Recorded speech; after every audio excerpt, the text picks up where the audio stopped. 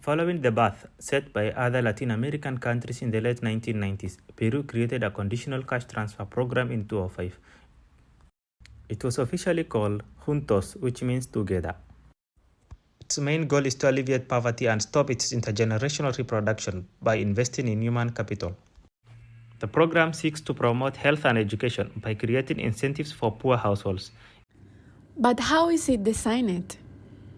In 2005, Juntos covered 70 districts in the south of Peru, the poorest region, but at the end of 2016, it extended to 1,224 districts, covering 65% of the country.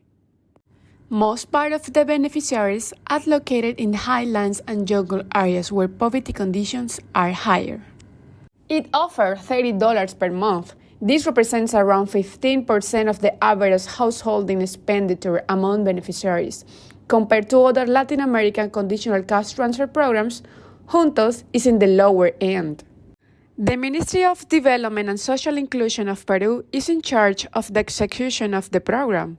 Fundings come from public treasury, international cooperation, and loans. It doesn't require contribution from the beneficiaries. However, this is not available on the basis of universal need. To be eligible, households must comply to characteristics. First, have a socioeconomic classification as poor or extremely poor. Second, one of its members must be a pregnant woman or a children no older than 14 years old. Beneficiaries must follow different conditions depending on their situation. First, children 5 years old or less must have regular health checkups. Second, pregnant women must have antenatal regular checkups. Third, children between 6 and 14 of age must be enrolled in and attend a school. Fourth, the direct beneficiaries must have a national ID. This social policy has an explicit gender assumption of the role of the caregiver, prioritizing women between 18 and 70 years old as potential beneficiaries. However, it overlooks that in the poorest region, quality of education is low. If education quality has not changed, what are some other effects of the Juntos program? According to World Bank data, poverty has declined in Peru since 2005. This data is useful to understand the context, but not to assert that there is a direct link between poverty reduction and Juntos program.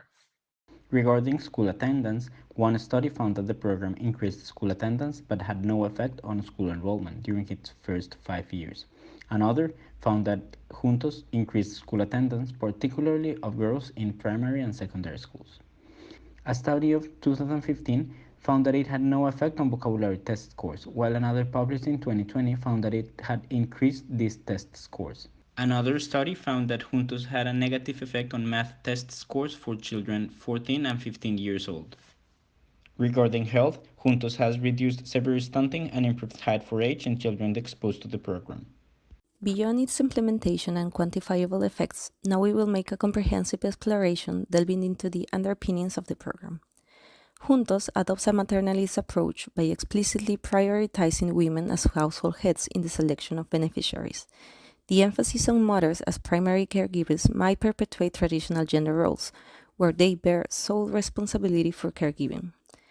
Furthermore, while the government does not explicitly frame the program as an acknowledgement of women's social reproduction work, underlying assumptions relate more to the behavioral aspects of poor households in managing health and education responsibilities.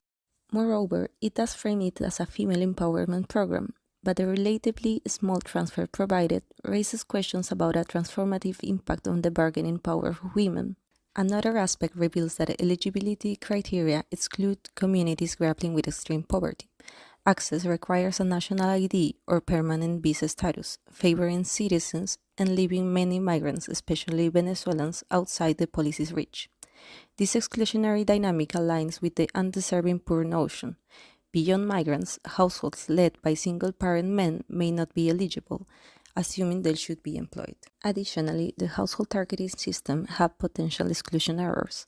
While the system conducts a preliminary assessment using government information to determine economic status, a problem arises when households find themselves outside their classification as poor households. To seek inclusion, they must request socioeconomic classification, posing challenges, especially for the intended beneficiaries that often face barriers in accessing information about government initiatives. In 2022, the National Comptroller's Office found that over 80,000 households were classified as poor inaccurately.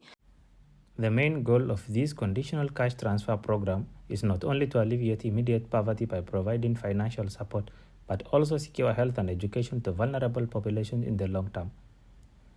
As a result, this policy aims to break the cycle of poverty by investing in the human capital of future generations, although its main objective is to change social conditions of people living under poor conditions.